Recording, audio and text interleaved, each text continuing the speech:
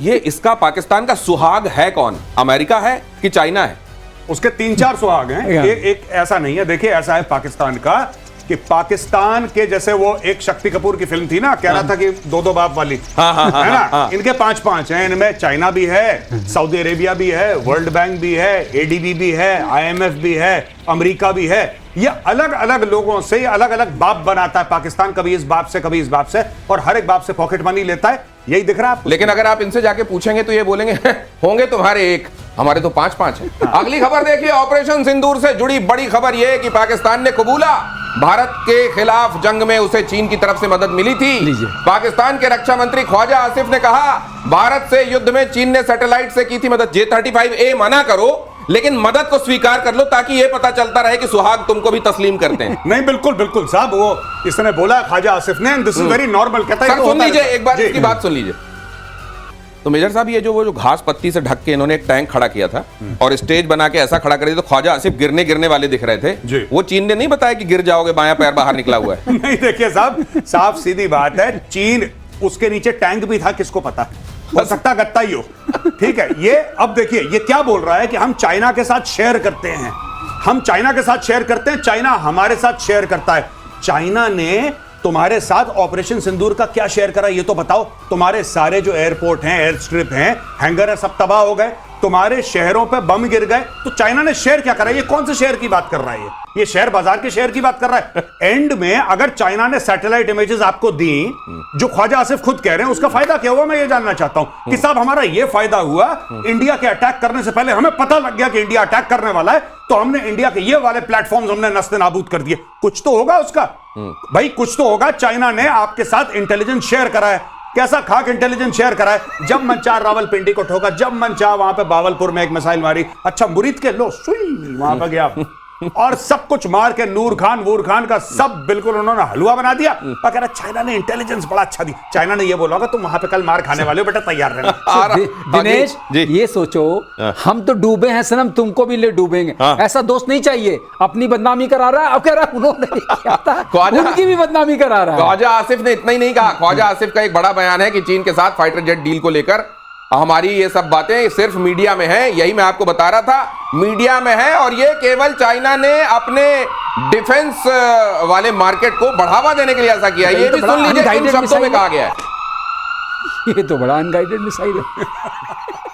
और जो आपको नहीं दिख रहा मैं आपको बता देता हूं, उसके फौरन बाद ख्वाजा आसिफ ने मुनीर को फोन किया। मुनीर साहब मैंने ठीक कहा ना, कहीं कुछ गलत तो नहीं निकल गया मुंह से? मुझे पक्का यकीन है इसके बाद ये हुआ। भाई साहब ये गया है, इसने अपने अब्बू को फोन करा। हाँ। आसिम मुनीर को, आसिम मुनीर ने अपने अब्बू को फोन करा। कौन है इस समय? व्हाइट हाउस में। अच्छा अब्बू जी मैंने ठीक तो बोला? हाँ हाँ बेटा ये ठीक बोला तूने, चाइनीज इक्विपमेंट मत खरीदना। ट्रंप क्या करेगा अब? ट्रंप इनको लोन देगा। मैं बता रहा हूं आपको, क्योंकि यही चीज ट्रंप ने जेलेंस्की के साथ करी है। जेलेंस्की ने बहुत बड़ा ट्वीट करा कि अब हम अमेरिकन इक्विपमेंट खरीदेंगे। अब जितना भी थर्ड रेट अमेरिकन इक्विपमेंट है पहले अमेरिका इनको लोन देगा। वो लोन देने के बाद अमेरिका बोलेगा कि लोन पे तुम हमसे वो घटिया इक्विपमेंट खरीदो। और जितनी भी इक्विपमेंट फेज आउट हो रही है, जो भाई ट्रंप बिजनेसमैन है, ट्रंप कह रहा है कि अगर इनको चूना चाइना लगा सकता है तो हम क्यों नहीं लगा सकते चूना? हम भी जरा 8-10 अरब डॉलर का चूना लगा दें। यही होगा। और ये कारोबार जितना ट्रंप को इस समय समझ में आ रहा है, हर चीज में आप देख रहे हैं वो कारोबार की बात करते हैं, फिर ये मौका क्यों जाने देंगे? अरे भिखारी ही सही, लोन ही सही, देना है तो अपना कबाड़ क्यों ना दें? और ईरान के फोर्डो एटमी सेंटर के बाहर खड़े ट्रक पर ट्रंप का बयान, चलिए ये भी सुन लीजिए। ट्रंप साहब को आज नया इल्हाम हुआ है, उसके बारे में जरा ये ऐलान सुनिए। ट्रंप ने कहा यह ट्रक यूरेनियम ले जाने के लिए नहीं बल्कि मजदूर ले जाने वाले ट्रक थे। ट्रंप ने कहा यूरेनियम को हटाना बहुत लंबा और खतरनाक है, बहुत भारी काम होता है। ये फोर्डो एटमी सेंटर से यूरेनियम को हटाने की खबर आई थी, मैंने आपको दिखाया था प्रतिशोध में, ट्रक लगे हुए थे, कहा गया रातों रात हटा दिए गए हैं। 19 तारीख को जैसे ही बॉम्बर उड़े वहां से यूरेनियम गायब कर दिया गया, यह खबर आई थी। पहले इस बात को कंफर्म खुद ईरान ने कहा कि हाँ हमारा यूरेनियम हमने बचा लिया है। अब इधर ये साहब कह रहे हैं नहीं वो तो मजदूर निकालने के लिए आए थे। आगे ईरान ने क्या कहा है वो भी आपको फिर पूरी तस्वीर क्लियर हो जाएगी। लेकिन साहब ये 16 ट्रक वहां मजदूर निकालने गए थे और टेलीफोन इनके पास आया था। और ट्रंप, मुझे लगता है ट्रंप ने प्रतिशोध तो नहीं देखना शुरू कर दिया। Very good mister Donald Trump, I like it. Anyway ये देखिए बात ये अपनी ये जो इज्जत है ना इसकी, ये अपनी इज्जत बचा रहा है। इसके इंटेलिजेंस वालों ने बोला कि 450 किलोग्राम जो है एनरिच्ड यूरेनियम गायब है साहब, उसकी कोई अकाउंटिंग नहीं है। ये कह रहा नहीं ऐसा कुछ है ही नहीं, फेक न्यूज है, फेक न्यूज। CNN ने बोला कि साहब आप ही के इंटेलिजेंस, आप ही के इंटेलिजेंस वालों को हम कोट करके ये आपको बता रहे हैं कि फोर्डो को इतना नुकसान नहीं हुआ जितना आप कह रहे हो। फेक न्यूज, इसका मुंह बंद, इसने सबका मुंह बंद करवा दिया। But the fact of the matter is कि क्या 450 किलो एनरिच्ड यूरेनियम है कि नहीं है, क्या उसकी अकाउंटेबिलिटी है कि नहीं, क्योंकि जेडी वांस जो इसका उपराष्ट्रपति है वो खुद कह रहा है कि वो 450 किलो यूरेनियम गायब है। अब भाई कुछ ना कुछ तो गायब है, सेंट्रीफ्यूज भी गायब है, यूरेनियम भी गायब है, और खमेनेई अभी तक सुप्रीम लीडर है।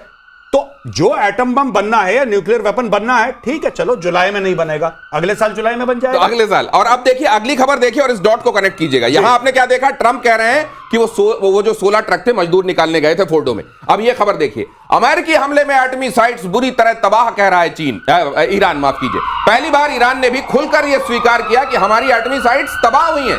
ईरान के विदेश मंत्रालय के प्रवक्ता ने कहा कि हमारे परमाणु प्रतिष्ठान तबाह हुए, यह बात निश्चित है। उन्होंने अमेरिकी हमले की घोर निंदा की। कितना फिक्स मैच है सर। भाई साहब ये चूरन खिला रहा है। देखिए साफ सीधी बात है, ट्रंप कह रहा है मैंने तबाह कर दिया, सीज फायर कर दिया, नोबेल प्राइज दे दो, बहुत शानदार ऑपरेशन है। अमेरिकन ने ताली बजाई, बजा ली। अब ईरान कहता अगर हम बोलेंगे तबाह नहीं हुआ तो ये फिर मारेंगे। तो तुम पहले बोल दो कि सब कुछ तबाह हो गया, बर्बाद हो गया, बहुत बुरे लोग हैं अमेरिकन, उनका भी फायदा हो गया। इसमें फंस गया इजराइल, क्योंकि इजराइल को आपने सीज फायर भी करवा दिया, इजराइल से आपने सब कुछ करवा दिया। ये बिल्कुल फिक्स्ड मैच है। और जो ट्रंप ने करा है ना, Trump has done great disservice. Trump ने मामला इतना खराब कर दिया, रायता फैला दिया। किसी चीज में पढ़ो मत, मैं तो साफ कह रहा हूं दिनेश भाई, किसी चीज में पढ़ो मत। अगर पढ़ते हो तो पूरा काम करके निकलो, वरना अंदर मत घुसो। तो ट्रंप ने यहां इजराइल के लिए स्थिति बड़ी ऑकवर्ड कर दी। इजराइल क्या सोच रहा होगा सर? सोचना क्या है, आप देखिए दोनों तार जोड़िए। उसने कहा मजदूर आए थे, मजदूर जरूर गए होंगे। अगर अंदर से निकालना भी है सेंट्रीफ्यूजेस को, तो मजदूर चाहिए ना। बिल्कुल चाहिए, तो चाहिए। वो भी ठीक बोल रहा है, लेकिन सामान गायब हो गया, वो भी ठीक है। अच्छा, तो वो ये कह रहे हैं कि मजदूर गए थे, लेकिन वो ब्रैकेट में लिखा हुआ है कि सामान साथ में लेकर चले गए। अब बात रही, आपने दूसरी बात पूछी कि अब क्या करें। उधर बोल दिया कि इन्होंने कहा तबाह हो गया। ये मिक्स तो पूरा फैक्ट, ये मैच पूरा फिक्स लग रहा है, इसमें कोई शक नहीं है। क्योंकि अब ये कहा कि मुझे नोबेल प्राइज लेना। क्या बात है सर, आपने क्या बात कही है, अंडरलाइन करने वाली बात है। भाई साहब, मजदूर गए क्यों थे वहां? सिनेमा देखने गए थे? मजदूर किस लिए गए थे वहां? 16 ट्रकों में भरकर अगर मजदूर गए थे तो किस लिए गए थे? फिर उन्होंने क्या किया वहां? ये बात जो अभी पीके श्रीवास्तव सर, गजब की बात आपने अंडरलाइन की। अगली खबर दिखाता हूं। सभी B2 बॉम्बर वापस अमेरिकी बेस पर नहीं लौटे भाई साहब। ट्रंप कह रहे हैं सारे B2 बॉम्बर सुरक्षित लौट आए। ईरानी साइट्स पर अटैक करने 2 ग्रुप में गए थे बॉम्बर। दूसरे ग्रुप का बॉम्बर अब तक अपने बेस पर नहीं लौटा है। 5 दिन से होनोलुलु में फंसा हुआ है एक बॉम्बर। ये भी ट्रंप साहब नहीं बता रहे हैं। नहीं, ये कुछ नहीं बता रहे, वहां पे फंसा हुआ है। देखिए साफ सीधी बात है, इसको किस तरीके से ईरान अपने प्रोपेगेंडा के लिए इस्तेमाल करेगा, ये देखने वाली बात है। ईरान कहीं कल परसों ये ना बोल दे कि एक B2 को हमने मार दिया। उन्होंने 3 F-35 के बारे में तो बोला ही था कि हमने 3 F-35। अच्छा, जिसने क्वेश्चन करा, जिस ईरानी ने ये बोला कि भाई आप कह रहे हो कि आपने F-35 मार दिया इजराइल के, जरा मलबा दिखाओ, तो बोला तू गद्दार है, इसको पकड़ के लाना जरा। ये लोग सोशल मीडिया पे जो लोग क्वेश्चन कर रहे हैं, ईरानी उनको पकड़ पकड़ के ले जा रहे हैं, उनको गद्दार करार दे रहे हैं। ये काम हो रहा है ईरान के अंदर। लेकिन ये B2 बॉम्बर, ये तो प्रतिष्ठा पर अमेरिका की बहुत बड़ी चोट है। अगर दो चीजें बड़ी चोट हो गई, दोनों क्रम में हो रही हैं। F-35 वहां फंसा है, निकल नहीं पा रहा है। B2 निकला तो पहुंच नहीं पाया।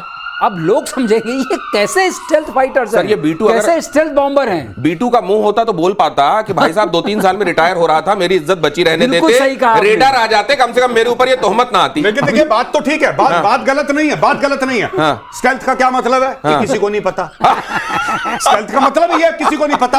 अब सच में किसी को नहीं पता। रेडार को दुश्मन के नहीं पता तो ठीक है, ये मालिक को भी नहीं पता। ये कह रहे हमें खुद नहीं पता। ये बिल्कुल उसी तर्ज में है जैसे ट्रंप कहता है कि आप, मैं क्या सोच रहा हूं मुझे नहीं पता, मैं क्या करूंगा मुझे नहीं पता, और कल क्या करूंगा मुझे बिल्कुल नहीं पता। सर वैसे इससे बढ़िया स्टेल्थ, इससे ऊंची स्टेल्थ टेक्नोलॉजी क्या हो सकती है कि खुद बनाने वाले को यह पता ना चले कि लौटा कि नहीं लौटा। एक पाकिस्तान की तिरपाल टेक्नोलॉजी और एक अमेरिका की स्टेल्थ टेक्नोलॉजी। कह रहे किसी को नहीं पता, ना दुश्मन को पता, ना हमें पता, ना किसी को पता, सब बाजार लुट गया, किसी को कुछ नहीं पता। Absolute stealth. ये अगली खबर देखिए, खामेनेई को लेकर बहुत बड़ा खुलासा सामने आया है। खामेनेई का खात्मा चाहता था इजराइल। इजरायली रक्षा मंत्री कार्ड्स का कबूलनामा। खामेनेई पहुंच में होते तो मार देते। हत्या की योजना बनाई लेकिन मौका नहीं मिला। ईरान के सुप्रीम लीडर